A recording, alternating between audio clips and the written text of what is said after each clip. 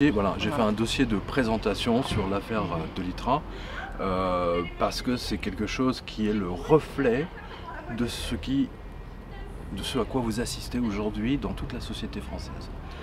Et vous savez, le mouvement des Gilets jaunes est vraiment dû à cette mascarade absolument phénoménale de la Banque centrale qui, vous voyez, là on se parle, la conférence de presse vient de se terminer à Francfort de M. Draghi qui, bien qu'il avait promis d'arrêter la fausse monnaie, la planche à billets au 31 décembre de l'année dernière, eh bien ils ont décidé d'en remettre une couche. Je crois que c'est 30 milliards tous les mois. Enfin bon, je veux dire, autant donner 1000 euros ou 2000 euros à chaque citoyen de Nancy, de Metz, etc. Pourquoi le donner uniquement aux plus riches ? C'est la plus grande mascarade. Vous assistez à la plus grande escroquerie économique au seul profit des ultra-riches. Je précise, je ne suis pas France Insoumise, hein. je précise bien, parce que Mélenchon ne tape pas trop sur les banques et sur la fausse monnaie, hein. C'est quelque chose qu'on ne comprend pas bien a priori. Et donc l'affaire de l'ITRA, c'est exactement le reflet de ce qui s'est passé dans les années 70. Et aujourd'hui, on vit ça à l'échelle nationale, quoi. C'est tout à fait extraordinaire. C'est-à-dire que les banques sont en faillite totale. Vous avez vu, l'AFP a repris l'une de mes photos, enfin de l'un de mes lecteurs, qui va à la banque postale pour tout retrait de plus de 1000 euros ou 1500 euros, je ne sais plus. Veuillez présenter un justificatif, comme si on était des mômes à la maternelle, obligés de demander la permission pour aller faire pipi. Madame, je peux retirer un peu d'argent de mes économies. Mais est-ce que vous réalisez dans quelle situation nous sommes? Et en fait, tout ça, c'est pour maquiller la faillite des banques, mais de la totalité des banques pour le coup, hein. La banque postale, la numéro 1, et ensuite vous avez Caisse d'épargne, Banque populaire, etc. Et le scandale de l'ITRA, voilà, c'est l'ange déchu annonciateur de ce qui allait se passer 40, 50 ans plus tard, quoi. C'est tout à fait extraordinaire, vraiment, vraiment extraordinaire.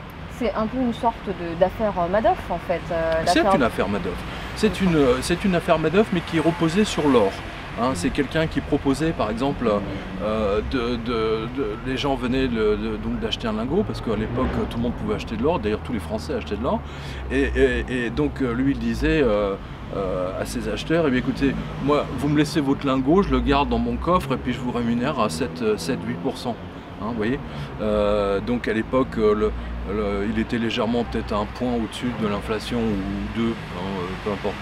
Aujourd'hui, à l'ère des taux négatifs, hein, parce que tout à l'heure je vous parlais de la fausse monnaie qui est en train de détruire toute la société française, aujourd'hui les taux sont négatifs maintenant. Et c'est pour ça que vous voyez des pubs maintenant. Il y a Cofidis par exemple qui s'est accroché à cet LM, hein, et il vous propose 0, ils mettent le 0 en grand, puis ensuite virgule 3 ou 4%. Vous voyez, donc soit pour les 10 000 premiers, ou si vous êtes étudiant, bon, si vous êtes dans la vie active, non, tant pis pour vous, hein, c'est juste pour ceux qui ne peuvent pas emprunter en fait. Vous voyez l'accroche. Les taux négatifs sont en train de détruire la totalité des banques, des assurances, de l'épargne bien entendu, au point qu'aujourd'hui, chaque mois, vous avez, en fait, vous avez la destruction de l'épargne, littéralement. C'est la destruction de l'épargne. Et les gens ne se rendent pas compte, ou du moins ne veulent pas le voir. Voilà. Parce que l'inflation, la vraie, elle est de 5%, 6% par an, hein, tout le monde le voit. Tout ça, en fait, est la résultante d'une seule chose. C'est la suppression, si vous voulez, de la relation or-dollar en 1971 par Nixon. Le 15 août, il a décidé que le dollar n'est plus inchangeable contre les pièces d'or ou des lingots d'or. Le dollar, c'est notre monnaie, c'est votre problème. Bon, voilà, démerdez-vous. Voilà. Et à partir de ce moment-là, si vous voulez, progressivement, ça a donné d'abord les premiers crédits dérivés, hein, dans les années 75-76. Ces crédits dérivés allaient donner Black Masters et ses CDS. Le CDS allait donner, les CDO vont créer en 2007-2008 l'immense chute de l'immobilier aux États-Unis et surtout des banques. Moi, je vous rappelle quand même qu'il y a eu 5 méga banques qui ont fermé en l'espace d'un an. C'est du jamais vu, c'est vraiment du jamais vu. Hein, on est loin de l'époque du 19e siècle où il y avait, toute la ville avait au moins une dizaine de banques, parce que tout le monde connaissait tout le monde.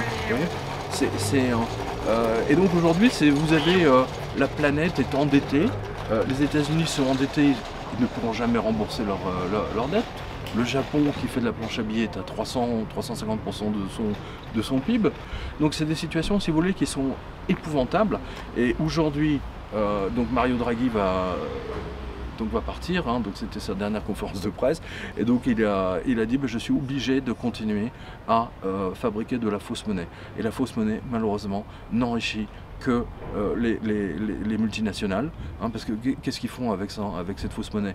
Ils vont pas sauver les usines autour de Nancy, autour de Metz, ou même les petits commerces pour qu'ils continuent, hein, c'est pas ça l'idée.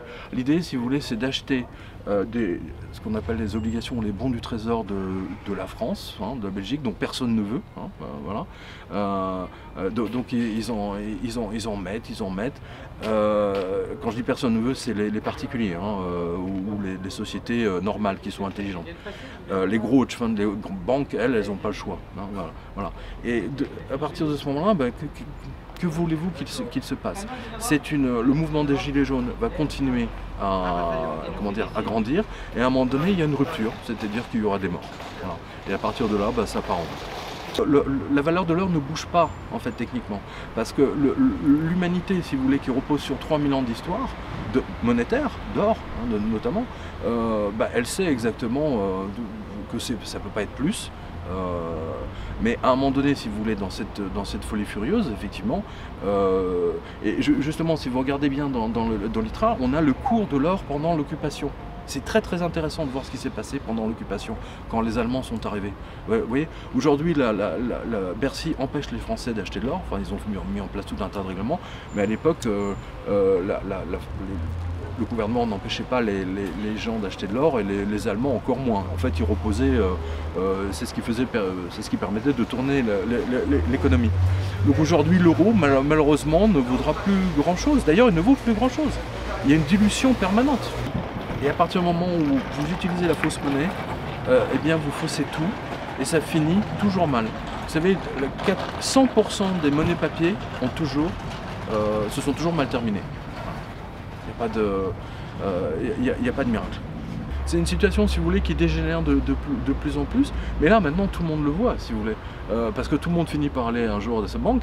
Et moi, je rappelle aux banquiers, surtout ceux de la Banque Postale, que les magistrats et les policiers et les gendarmes, eux aussi, ont des comptes à la Banque Postale. Donc quand le mec arrive, le policier du GIGN qui arrive, il dit non, pourquoi vous pouvez pas me donner 500 €? Ah non, mais c'est pour blanchiment d'argent, et puis surtout terrorisme. Oui. Donc un de mes lecteurs a été obligé de sortir sa carte de police, attends, je suis l'antiterrorisme, donc vous allez me donner mon argent. On en est là aujourd'hui, hein. C'est très très grave. Et aujourd'hui, tout ça n'a pu se passer qu'avec la complicité, si vous voulez, d'abord Sarkozy, qui s'est fait enfler par les banques.